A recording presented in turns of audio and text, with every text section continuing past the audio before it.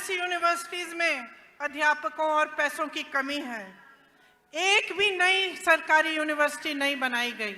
इनके पूरे कार्यकाल में आप देखेंगे तो सिर्फ प्राइवेट यूनिवर्सिटियां बनी हैं और उनमें से आधी इन्हीं के नेताओं की है, ताकि आपको फीस बड़ी बड़ी भरनी पड़े लेकिन आपके लिए सही सुविधा नहीं बने।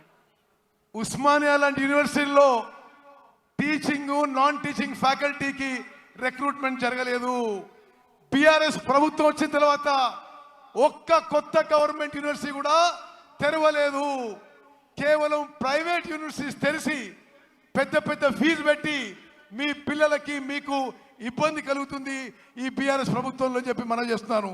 इसलिए युवाओं के लिए हमारी जो गारंटी है उसमें हमने कहा है कि तेलंगाना आंदोलन के शहीदों के परिवार को एक सरकारी नौकरी दिलवाएंगे। उनके माता पिता या पत्नी को 25,000 रुपए मासिक पेंशन मिलेगा। 2 लाख खाली सरकारी पद हैं, उनको हम 1 साल के अंदर अंदर भरेंगे और बेरोजगार युवाओं को 4,000 रुपए प्रति माह बेरोजगारी का भत्ता मिलेगा।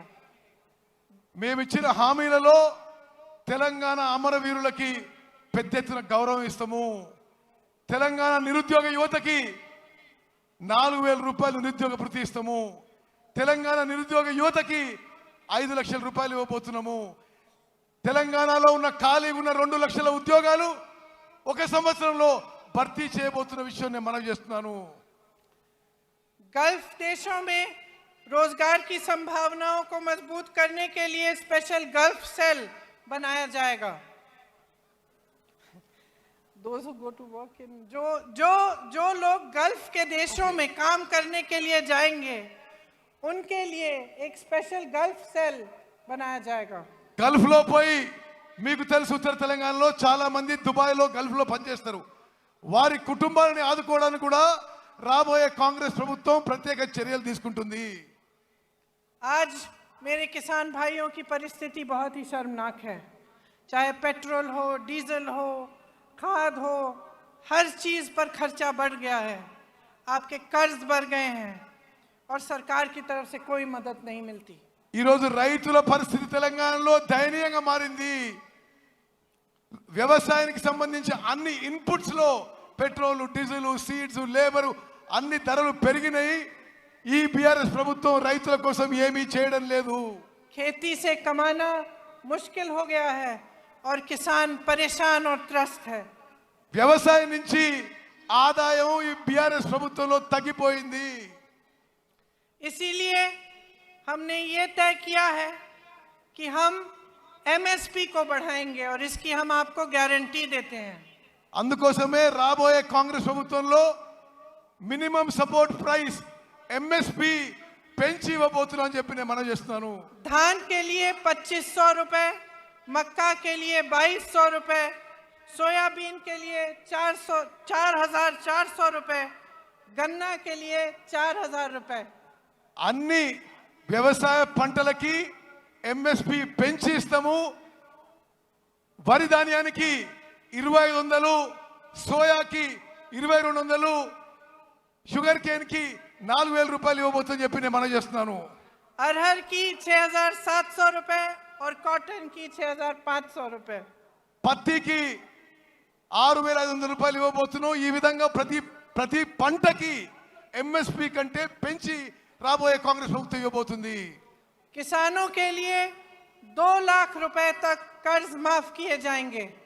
రాబోయే కాంగ్రెస్ ప్రభుత్వం 2 లక్షల రూపాయల వరకు రైతులకి రుణమాఫీ చేయబోతున్నాము. इंदिरम्मा रायतु भरोसा योजना के तहत किसानों के लिए 15,000 रुपए प्रति एकड़ दिया जाएगा। ఇందిరమ్మ రైతు భరోసా అనే కార్యక్రమం తీసుకొచ్చి ప్రతి ఎకరాకి ప్రతి సంవత్సరానికి 15,000 రూపాయలు ఇవ్వబోతున్నామని చెప్పి నేను మనం చేస్తున్నాను. और मनरेगा में जो रजिस्टर्ड मजदूर हैं उन्हें हर साल 12,000 रुपए मिलेंगे।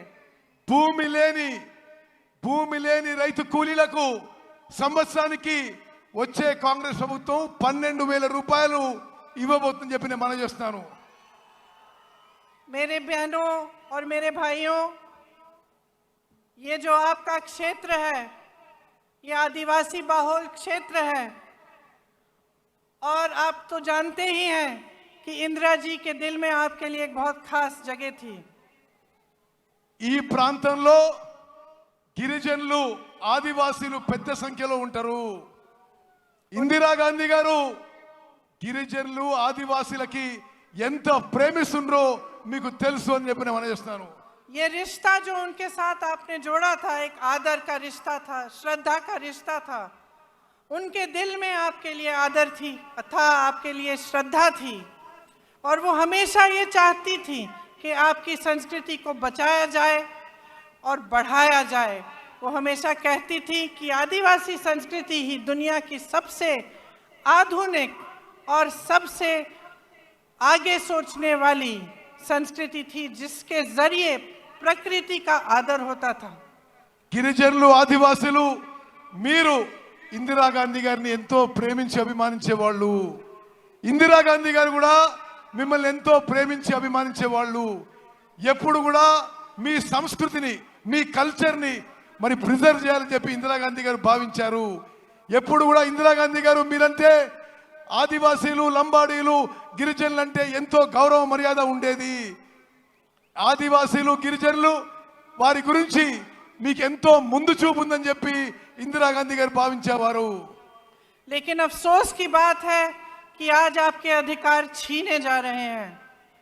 ఈ రోజు ఆదివాసీల గిరిజనుల హక్కులు ఈ బీఆర్ఎస్ ప్రభుత్వ పెద్దలు లాక్కుంటున్నారని చెప్పి నేను మనవి చేస్తున్నాను. जबरन आपको जमीन से बेदखल किया जा रहा है। మీ భూముల నుంచి మిమ్మల్ని ఎలగొడుతున్నారు. आपके लिए जो डेवलपमेंट फंड है उसका आप शायद जानते नहीं होंगे, लेकिन 40% से ज्यादा अलग अलग कामों में जाता है, लेकिन आपके लिए नहीं डाला जाता। మీకు రావాల్సిన డెవలప్మెంట్ ఫండ్ అభివృద్ధి నిధుల్లో 40% ఇతర విషయాలకి ఉపయోగిస్తుందని చెప్పి నేను మనవి చేస్తున్నాను. हमने तय किया है कि एससी के लिए 18% आरक्षण दिया जाएगा और एसटी के लिए 12%। మేము వచ్చిన తర్వాత ఎస్సీలకి 18% రిజర్వేషను, ఎస్టీలకి 12% రిజర్వేషన్ ఇవ్వబోతుందని చెప్పి నేను మనవి చేస్తున్నాను. अंबेडकर अभय हस्तम के तहत एससी एसटी परिवारों को 12 लाख की मदद मिलेगी। అంబేద్కర్ అభయ హస్తం అనే కార్యక్రమం మేరకు ఎస్సీ ఎస్టీ కుటుంబాలకి 12 లక్షల రూపాయలు ప్రతి కుటుంబానికి ఇవ్వబడుతుందని చెప్పి నేను మనవి చేస్తున్నాను.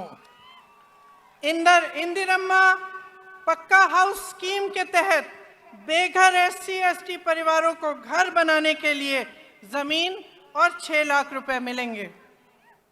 ఇందిరమ్మ ఇల్లు పథకం కింద ఎస్సీ ఎస్టీలకు ఇంటి స్థలం ఇస్తూ ప్రతి ఇంటి కింద 6 లక్షల రూపాయలు మీకు ఇవ్వబోతున్నారు. और आदिवासी ग्राम पंचायतों के लिए 25 लाख रुपए दिए जाएंगे। ప్రతి గిరిజన గ్రామ పంచాయతీ ఆదివాసీ గ్రామ పంచాయతీలకి 25 లక్షల రూపాయలు ప్రత్యేకంగా ఇవ్వబోతున్నాము. जब कांग्रेस पार्टी वन अधिकार का एक्ट लाई थी, तब 8 लाख से अधिक एकड़ जमीन पर पट्टे दिए गए थे। ఈ ఫారెస్ట్ రైట్స్ యాక్ట్ కాంగ్రెస్ ప్రభుత్వం తీసుకొచ్చినప్పుడు 8 లక్షల ఎకరాలు ఫారెస్ట్ రైట్స్ యాక్ట్ కింద తెలంగాణలో కాంగ్రెస్ ప్రభుత్వం మీకు 8 లక్షల ఎకరాలు ఇవ్వడం జరిగింది. आपको याद होगा कि पोडू लैंड्स के पट्टे आपको मिले थे। పోడు ల్యాండ్స్ పోడు భూముల పట్టాలు గత కాంగ్రెస్ ప్రభుత్వం మీకు ఇచ్చింది. लेकिन बीआरएस सरकार ने ये सब बंद कर दिया। బీఆర్ఎస్ ప్రభుత్వం ఈ కార్యక్రమాన్ని పూర్తిగా నిర్వీర్యం చేసింది, ఆపేసింది. मैंने महिलाओं की बात की। मेरी बहनों, आपके लिए महालक्ष्मी योजना के तहत 2500 रुपए हर महीने दिए जाएंगे। మహాలక్ష్మి పథకం కింద నా అక్కలు చెల్లెళ్ళు మీ అందరికీ నెలకి 2500 రూపాయలు ఇవ్వబోతున్నాము.